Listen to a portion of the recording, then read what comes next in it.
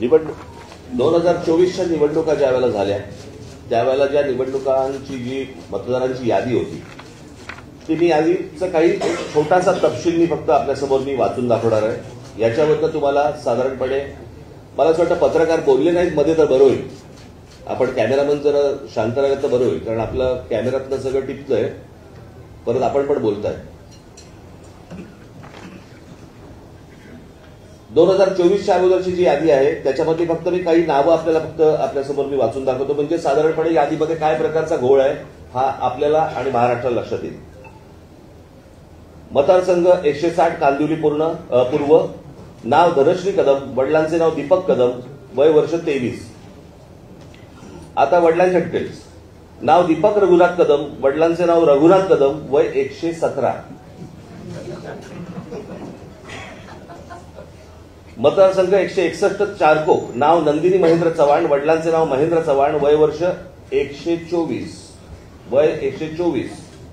आता वडिलांचे डिटेल्स. नाव महेंद्र कुमार श्रीनाथ चव्हाण, वडिलांचं नाव श्रीनाथ चव्हाण, वय 43. कोणी कोणाला काढले तेच कळत नाही.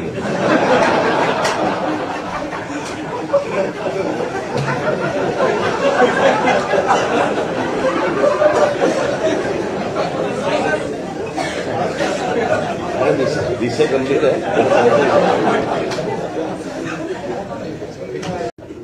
मतदार याद्यांमध्ये घोळ आहेत आणि मतदार याद्यांमधले घोळ त्यांच्यासमोर ठेवल्यानंतर मला असं वाटतं की ते आणि राजकीय पक्ष यांनी मिळून या याद्या सुधारल्या पाहिजेत आणि याद्या सुधारूनच निवडणुकांना सामोरं गेलं पाहिजे. कारण जी लोक मतदान करतायत, म्हणजे जर समजा तुम्ही एक गोष्ट बघितली असेल, यातला एकच फक्त महत्वाचा भाग सांगतो की गेल्या 2024ची जी विधानसभा इलेक्शन झाली, या विधानसभा निवडणुकीनंतर 232 जागा या ह्यांच्या महायुतीच्या निवडून आल्या. 232. पण या 232 जागा निवडून आल्यानंतर देखील मला असं वाटतं तुम्ही सगळेजण त्याला विटनेस आहात, संपूर्ण महाराष्ट्रात सन्नाटा होता. ज्या प्रकारचा जल्लोष महाराष्ट्रामध्ये व्हायला पाहिजे होता त्या प्रकारचा जल्लोष महाराष्ट्रामध्ये नव्हता. हे कसलं द्योतक आहे? सर्वांना धक्का बसला, म्हणजे निवडून आलेल्यांना पण धक्का बसावा, पडलेल्यांना बसतोच, पण निवडून आलेल्यांना पण धक्का बसावा ही कोणती निवडणूक आहे? तर मला असं वाटतं की हा अतिशय सोपा विषय आहे. या सोप्या विषयामध्ये याद्या नीट कराव्यात आणि निवडणुकीला सामोरं जावं, एवढंच फक्त आमचं म्हणणं आहे. कारण हे काही प्रश्न थांबणार नाही.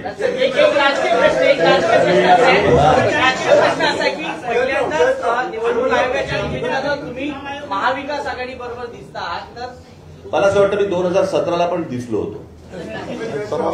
प्रश्न असा आहे की तुम्हाला एकच गोष्ट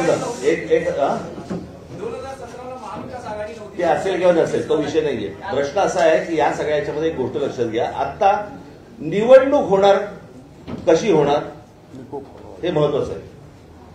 कोणाबरोबर होणार हा आत्ताचा विषयच नाही.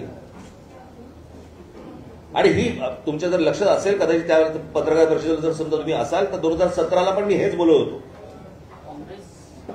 तेव्हा पण होती तेव्हा पण होती खरं तर याच्यामध्ये त्यावेळेला अजित पवार पण होते. त्यावेळेला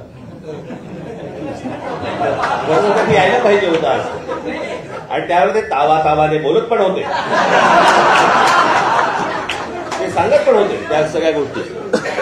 असं. धन्यवाद.